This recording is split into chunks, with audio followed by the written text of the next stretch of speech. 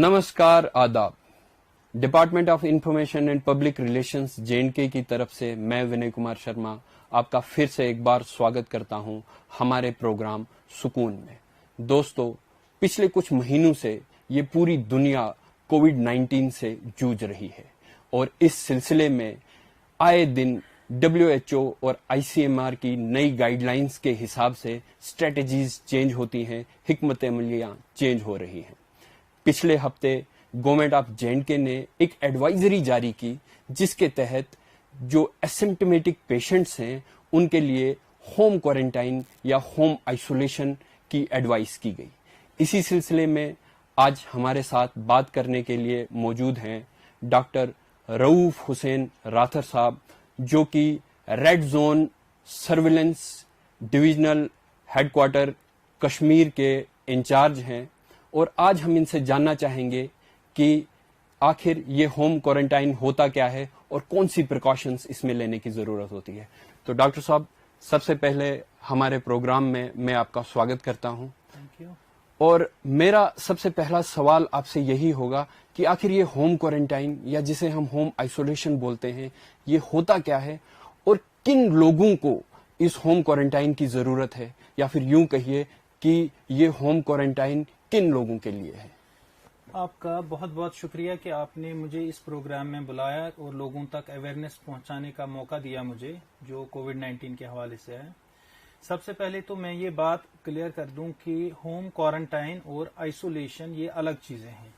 Quarantine हम उस इंसान को अलग रखने का बताते हैं जिसका अभी तक कोई टेस्ट हुआ नहीं है या टेस्ट अवेटेड है। अभी तक हमें उसका स्टेटस पता नहीं है कि क्या ये पॉजिटिव है या नेगेटिव है।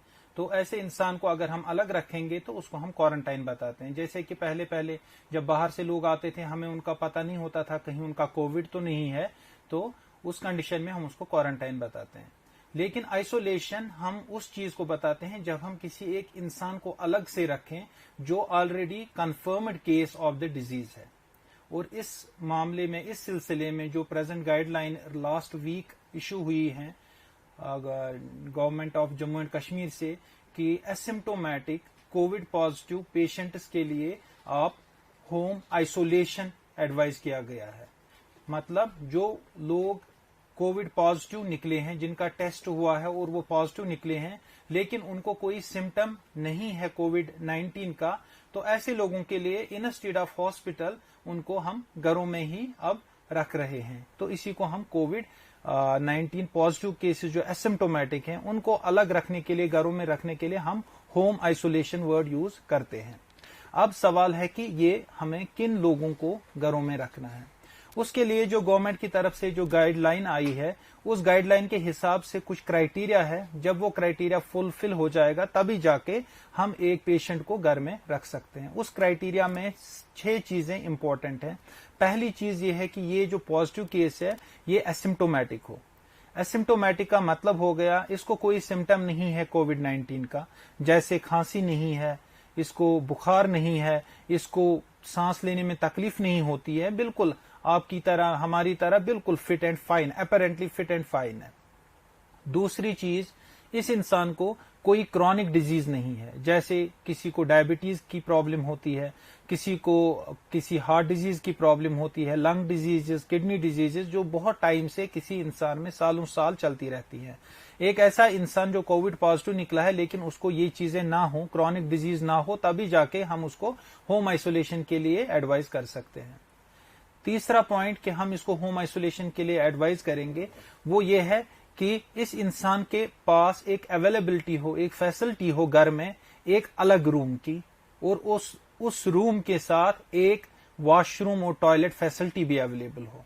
तभी जाके, अगर किसी घर में ऐसी अवेलेबिलिटी नहीं है तो ऐसे इंसान को शिफ्ट किया जाएगा कोविड केयर सेंटर या हॉस्पिटल, जो भी उसके लिए मौजू होगा। लेकिन अगर उसके घर में, उसको हमें घर में होम आइसोलेशन पे रखना है तो बहुत जरूरी है, लाजमी है कि उसके घर में एक फैसिलिटी हो, एक सेपरेट रूम की, उसके साथ एक वॉशरूम और टॉयलेट की। इसके अलावा उसके घर में उसके पास एक मोबाइल फोन हो जिसमें आरोग्य C2 ऐप, एक गवर्नमेंट ने एक ऐप बना रखा है कोविड पॉजिटिव पेशेंट्स के लिए, जो बहुत ही इंपॉर्टेंट होता है उनकी ट्रेसिंग और उनके कॉन्टैक्ट्स को ट्रेस करने के लिए। तो इसके पास एक मोबाइल फोन हो जिसमें आरोग्य C2 ऐप इंस्टॉल किया जा सके। ठीक, इसके अलावा जब भी कोई पेशेंट इन क्राइटेरिया को फुलफिल करता है तो उस पेशेंट को होम आइसोलेशन के लिए डिप्यूट किया जाता है, और साथ ही जो हेल्थ डिपार्टमेंट है, हेल्थ डिपार्टमेंट की जो डिजिग्नेटेड टीम होती है, वो टीम उस पेशेंट को एक पल्स ऑक्सीमीटर फराहम करेगी। पल्स ऑक्सीमीटर एक छोटा सा इंस्ट्रूमेंट होता है जो हम उंगली पे रखते हैं ताकि हमें उससे ऑक्सीजन लेवल जो ब्लड में होती है उसका पता चलता है। और जब उसको घर में रखा जाए तो उसके घर के बाहर एक पोस्टर पेस्ट किया जाएगा ताकि उस पे मेंशन होगा कि इस घर में इस डेट से लेके एक इंसान जो कोविड पॉजिटिव है वो होम आइसोलेशन पे रखा गया है। तो ये क्राइटेरिया है, जब ये क्राइटेरिया फुलफिल होंगे तभी जाके किसी पेशेंट को, कोविड पॉजिटिव पेशेंट को घर में होम आइसोलेशन पे रखा जाएगा। जैसा कि आपने बताया कि एसिम्प्टोमेटिक पेशेंट को होम आइसोलेशन में रखा जाएगा, तो हम आपसे ये भी जानना चाहेंगे कि एक साइंटिफिक तरीका क्या है होम आइसोलेशन के लिए, और कौन कौन सी प्रिकॉशंस उस इंसान को लेनी चाहिए ताकि वो इन्फेक्शन से बाकियों को भी बचा पाए और खुद भी इन्फेक्शन से बाहर निकल आए। बिल्कुल सही। जब किसी इंसान को होम आइसोलेशन पे रखा जाता है और वो कोविड पॉजिटिव है, ये एक थ्रेट होती है उस फैमिली के लिए और उस एरिया के लिए और इस इंसान के लिए भी कि उसको इंस्टेड ऑफ हॉस्पिटल घर में रखा गया है, अनलेस एंड अनटिल वो इंसान वो गाइडलाइंस, वो SOPs फॉलो ना करे। ठीक, तो उस इंसान को कुछ SOPs फॉलो करनी है, जिसमें सबसे पहली बात और सबसे जरूरी बात यह है कि उसको बाकी फैमिली मेंबर से बिल्कुल अलग रहना है, अपने कमरे में रहना है, बिल्कुल अलग रहना है, खाना पीना अपने कमरे में है, टाइम गुजारना, सोना अपने कमरे में। ऐसा नहीं कि वो दिन में अलग कमरे में रहे और शाम को उठ के फैमिली के साथ गपशप लगाए या उनके साथ डिनर करे, ये नहीं करना है, बिल्कुल सेपरेट रहना है। अगर इस फैमिली में कोई मेहमान आ गया या इसी के यार दोस्त इसको खबर पुरसी के लिए आ गए तो उनको अलो नहीं करना है इस इंसान से मिलने के लिए। कंप्लीट आइसोलेशन इसको रखनी है, ना किसी काम के लिए इसको अलो करना है कि आप किसी काम के लिए या टहलकदमी के लिए आप रूम से निकल के गार्डन में घूमिए, ऐसा अलो नहीं करना है। इसको बिल्कुल कमरे में रहना है। सिर्फ एक कंडीशन में इसको अलो करना है रूम से निकलने के लिए कि अगर इसको खुदा न ख्वास्ता इसकी कंडीशन बिगड़ जाती है और इसको कोविड हॉस्पिटल शिफ्ट करने की जरूरत आ जाती है, तो उस कंडीशन में इसको उस रूम से निकलना अलो हो सकता है। दूसरी बात मैं बताऊंगा कि अब इस इंसान को अपने जो कमरे में बैठा हुआ है इसको और भी बहुत सारे एहतियात बरतने हैं। जैसे कि इसको खाने पीने में क्या करना है, इसको एक बैलेंस्ड डाइट खाना है। बैलेंस्ड डाइट होता है वो डाइट जिसमें हर कोई चीज सही मिकदार में हो जिसकी इंसान के जिस्म को जरूरत है। हमारे जिस्म को मेनली 5 चीजों की जरूरत होती है, जिसमें हमारा कार्बोहाइड्रेट आता है, हमारा protein, fats, minerals and vitamin. और हम ऐसा खाना खाएं जिसमें ये हमें सारी चीजें फराहम हो सकें। उसके लिए क्या करना है, सबसे पहले जो हमारा मेन डाइट होता है, जैसे राइस है, चावल होते हैं या रोटी होती है गेहूं की, एक तो वो खानी है इसको। उसके साथ साथ इसको एक प्रोटीन सोर्स भी खाना है जिसमें मीट खाना है। अगर मीट नहीं खा पाता है या नहीं खाता है, वेजिटेरियन है, तो एग्स खाने हैं, अंडे खाने हैं इसको। या वो भी नहीं खा पाता है तो दालें खानी है, लेकिन इन 3 में से कोई ना कोई चीज खानी है ताकि इसको प्रोटीन का सोर्स भी मिले। इसके अलावा इसको फैट का सोर्स मिलेगा या तो ऑयल से, या तो बटर से, या घी से। 4th चीज जो इसमें आ जाती है और 5th चीज मिनरल्स और विटामिन, उसके लिए इसको काफी मिकदार में फ्रेश वेजिटेबल्स और फ्रेश फ्रूट्स खाने भी पड़ेंगे। तो इससे इसका डाइट बैलेंस डाइट आ जाएगा जो इसको कोविड-19 के इन्फेक्शन से लड़ने में मदद करेगा। इसके अलावा इसको काफी क्वांटिटी में पानी पीना है, मिनिमम 2 से 3 लीटर से ज्यादा ही पानी पीना है 24 घंटे में। और एक प्रॉपर स्लीप पैटर्न, कम से कम 7 से 8 घंटे की नींद इसको करनी है। और उसके अलावा इसको डिसइंफेक्शन का ख्याल रखना है। डिसइंफेक्शन का ख्याल ये कैसे रखेगा, इसको बेहतर है कि अगर ये इंसान अपेरेंटली ये तो फिट है तो ये अपना काम खुद करे, जैसे अपना बिस्तर बनाना, अपना अपने कपड़े धोना, अपने बर्तन धोना, अपने कमरे की सफाई करना, ये काफी बेहतर रहेगा कि अगर ये इंसान ये काम खुद कर पाए।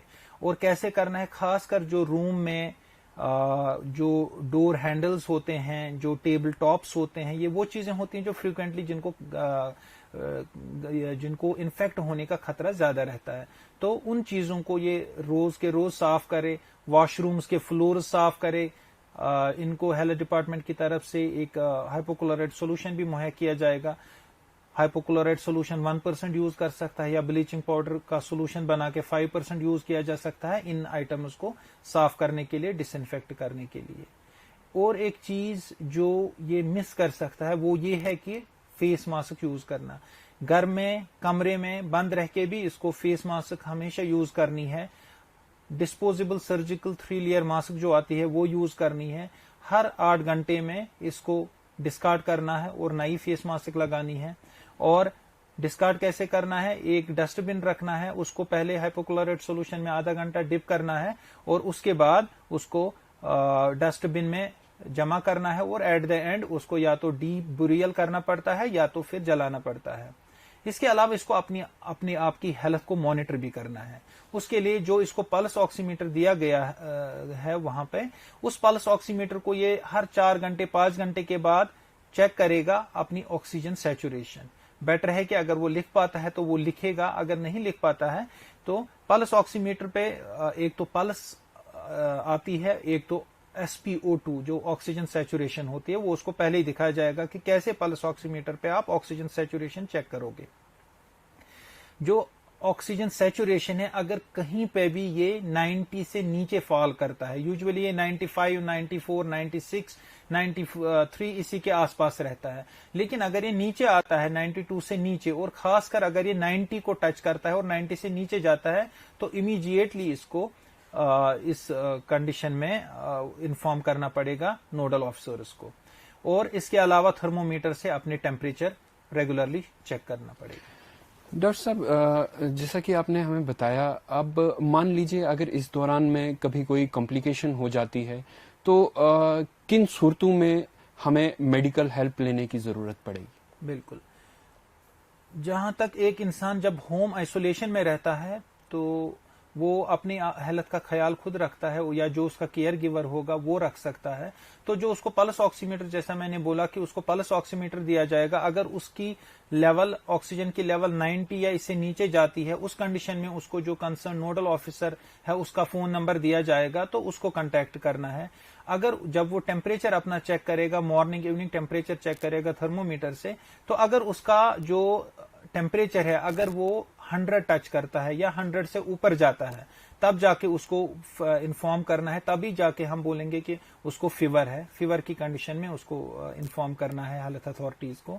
उसके अलावा अगर उसको खांसी आने लगती है या सांस लेने में तकलीफ होती है या और कोई सीरियस हेल्थ इशू आ जाता है तो उस कंडीशन में उसको कंसर्न नोडल ऑफिसर को कांटेक्ट करके अपनी प्रॉब्लम बतानी है ताकि उसको हेल्थ एग्जामिनेशन करके शिफ्ट किया जाए। एक बहुत जरूरी बात हम आपसे जानना चाहेंगे कि जिस घर में एक एसिम्प्टोमेटिक पेशेंट होम क्वारंटाइन है, होम आइसोलेशन में है, तो उस फैमिली और आसपास के लोगों को क्या प्रिकॉशंस लेने की जरूरत है, उन्हें किन चीजों से बचना है, या यूं कहे कि उन्हें क्या क्या चीजें करने की जरूरत है? बिल्कुल, जो उस घर में बाकी लोग रह रहे हैं उनको काफी एहतियात करने की जरूरत है। एहतियात में उनका सबसे पहले आ जाएगा कि अगर इस इंसान को खाना देना है, इसके कपड़े धोने हैं, बर्तन धोने हैं या और कोई काम इसका करना है, तो एक डिप्यूटेड बंदा उस घर का हो जो यंग एज का हो, जिसको कोई कोमॉर्बिडिटी, कोई क्रॉनिक डिजीज ना हो, प्रेगनेंसी ना हो, उसी इंसान को डिप्यूट किया जाए इस कोविड पॉजिटिव पेशेंट का काम करने के लिए, इसका केयर करने के लिए। दूसरी बात, जब भी उस कमरे में घुसना हो तो सबसे पहले ग्लव्स लगाने हैं, फेस मास्क लगानी है और तब जाके कमरे में जाना है। कोशिश करनी है कि इस इंसान को टच ना किया जाए, वहां की चीजों को टच ना किया जाए, और जब वहां से निकलें तो उस वक्त हाथ धोएं साबुन से। और उसके अलावा जब इस इंसान के इस्तेमाल किए हुए कपड़े या बर्तन धोने की जरूरत हो तो ग्लव्स लगा के वो कपड़े धोए जाएं, ना कि बिना ग्लव्स के। और अगर घर के किसी भी फर्द को बुखार चढ़ता है, खांसी होती है या सांस लेने में तकलीफ होती है, ऐसा कोई सिम्टम आ जाता है तो इमीडिएटली जो लोकल नियरेस्ट हेल्थ अथॉरिटीज हैं उनको कांटेक्ट करने की जरूरत है, ताकि वो उनका फर्दर चेकअप करके उनकी टेस्टिंग अगर जरूरत हो तो वो करा सकते हैं। थैंक यू डॉक्टर साहब, इतनी अच्छी और वैल्यूएबल जानकारी देने के लिए हम आपका धन्यवाद करते हैं। सुकून के इस एपिसोड में आज इतना ही। अगले एपिसोड के साथ हम आपसे दोबारा मिलेंगे, तब तक के लिए शब्बा खैर।